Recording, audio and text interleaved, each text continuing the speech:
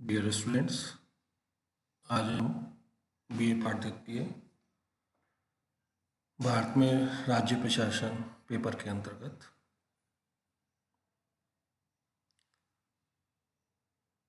राज्यपाल के बारे में वित्तीय जो स्वीकृतियाँ हैं, वित्तीय जो अधिकार हैं, वित्तीय जो उसकी शक्तियाँ हैं, उसके बारे में पढ़ेंगे। अब तक हमने राज्यपाल की कार्यपालिका शक्तियाँ और विधायी शक्तियों के बारे में जानकारी प्राप्त कर ली है। समझने वाली बात है कि राज्यपाल की वित्तीय शक्तियों के अंतर्गत कौन सी बातें शामिल होती हैं। सबसे पहली बात कि राज्यपाल ये सुनिश्चित करता है कि वार्षिक वित्तीय विवरण, जिसे कि हम बजट के नाम से जानते हैं, ध्यान दें, बजट को संविधान में जो संबोधन दिया गया है, जो लिखा गया है, वो है वार्षिक वित्तीय विवरण। तो राज्यपाल की जिम्मेदारी है कि उस बजट को राज्य विधानमंडल के सामने प्रस्तुत करें। यहाँ एक कंसेप्ट और समझ लें, बजट बनाने की जिम्मेदारी वित्त मंत्री सरकार की होती है और सरकार की तरफ से वित्त मंत्री इस कार्य को पूरा करते हैं। फिर इस बजट को, बने हुए इस बजट को प्रस्तुत करवाने की जिम्मेदारी, विधानमंडल में रखवाने की जिम्मेदारी राज्यपाल की होती है। और यहाँ ध्यान रखने वाली बात है, प्रस्तुत भी कौन करेगा? वित्त मंत्री। राज्य का वित्त मंत्री के द्वारा ही बजट प्रस्तुत किया जाता है, राज्य के वित्त मंत्री के द्वारा ही बजट निर्माण किया जाता है। लेकिन यहाँ ध्यान रखने वाली बात है कि ये सब जिम्मेदारी किस पे डाली गई है? राज्यपाल पे। ये सुनिश्चित करना कि बजट प्रस्तुत किया जाएगा, बजट निर्माण किया जाएगा, ये सब जिम्मेदारी किसकी है? राज्यपाल की। अनुच्छेद 202 में ये बात बताई गई है। अगली बात कि राज्य विधानमंडल में जो धन विधेयक है, इसकी जानकारी आपको बाद में दी जाएगी कि जो धन विधेयक है वो राज्यपाल की पूर्व अनुमति के बिना नहीं पेश किया जा सकता। यानी धन विधेयक को विधानमंडल में, राज्य विधानमंडल में, विधानमंडल या समझ लें कि राज्यों में विधानमंडल उस स्थिति में जब विधानसभा विधान परिषद दोनों को मिला के विधानमंडल बनता है। क्योंकि अधिकतर राज्यों में 2 सदनियों के एक ही सदन है और वो है विधानसभा, तो हम विधानमंडल को विधानसभा के रूप में भी संबोधित कर देते हैं। तो यह ध्यान रखें कि राज्यपाल की पूर्व अनुमति के बिना राज्य विधानमंडल में धन विधेयक प्रस्तुत नहीं किया जा सकता, जो कि राज्यपाल की वित्तीय शक्ति को दर्शाता है, अनुच्छेद 198। इसके अलावा बजट में जो भी बातें शामिल की जाती हैं उनके लिए पहले मांग की जाती है। मांग जब पारित हो जाती है तो अनुदान बन जाती है। तो ये ध्यान रखने वाली बात है, कोई भी मांग बिना राज्यपाल की सिफारिश के नहीं की जा सकती है। कौन से अनुच्छेद में बात कही गई है? अनुच्छेद 207। आप इन बातों को ध्यान दें, समझें। आपको ये अनुच्छेद भी याद करने चाहिए। अनुच्छेद याद करेंगे तो आपको हर बात बहुत आसानी से याद हो जाएगी। अनुच्छेद एक तरह से आपके लिए बिंदुओं का काम कर सकते हैं।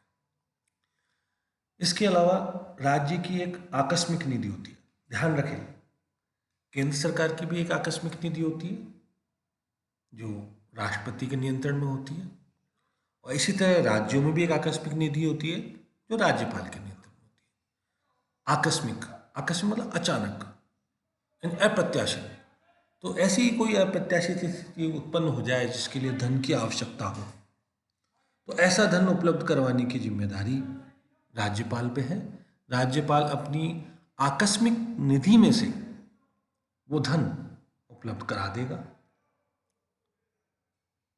यानी एक तरह से ये भी राज्यपाल की कौन सी शक्ति में आया? वित्तीय शक्ति। इसके अलावा जैसा कि हम पीछे पढ़ के भी आए हैं कि राज्यपाल पंचायतों और नगर पालिकाओं की वित्तीय स्थिति की समीक्षा के लिए, उनकी सहायता के लिए अनुदान हेतु राज्य वित्त आयोग का गठन भी करता है। राज्य वित्त आयोग का जो गठन है पंचायतों की और नगर पालिकाओं की स्थितियों को सुधारने के लिए, वित्त उपलब्ध कराने के लिए किया जाता है, जिसकी जिम्मेदारी भी किस पे डाली गई है? राज्यपाल पे डाली गई है। अब हम पढ़ते हैं राज्यपाल की न्यायिक शक्ति। राज्यपाल किसी भी दंड मतलब सजा, दंड से मतलब क्या है यहाँ पे, सजा से माफ कर सकता है, क्षमा पार्डन, उसका प्रविलिम्बन कर सकता है, रिप्राई।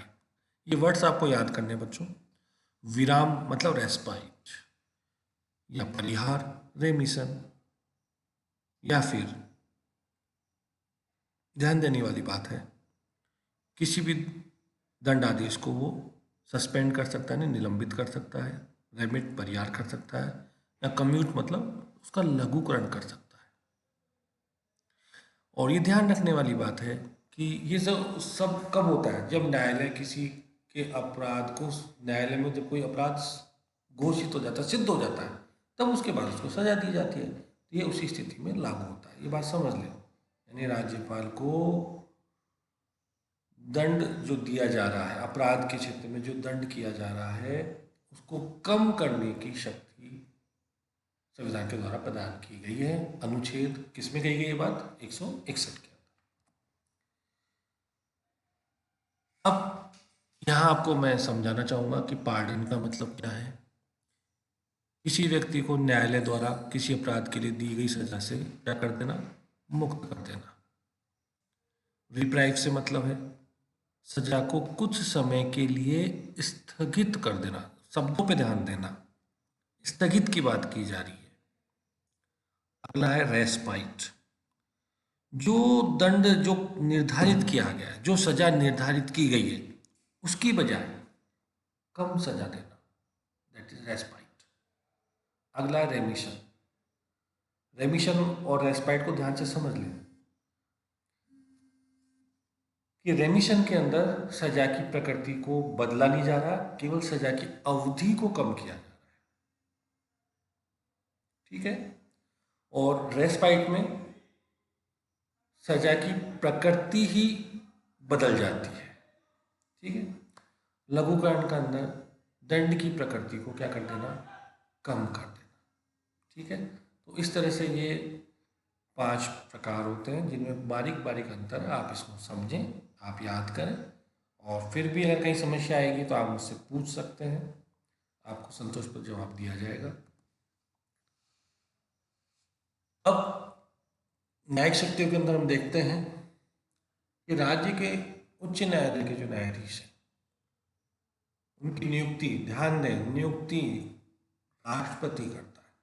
समझ लेने वाली बात है, राज्य के उच्च न्यायालय मतलब हाई कोर्ट के जो न्यायाधीश हैं, उनकी नियुक्ति राष्ट्रपति द्वारा की जाती है, लेकिन नियुक्ति करने से पहले राज्यपाल से भी परामर्श कर लिया जाता है, सलाह ले ली जाती है। ये बात किस में कही गई है, अनुच्छेद 217 के अंदर। इसी तरह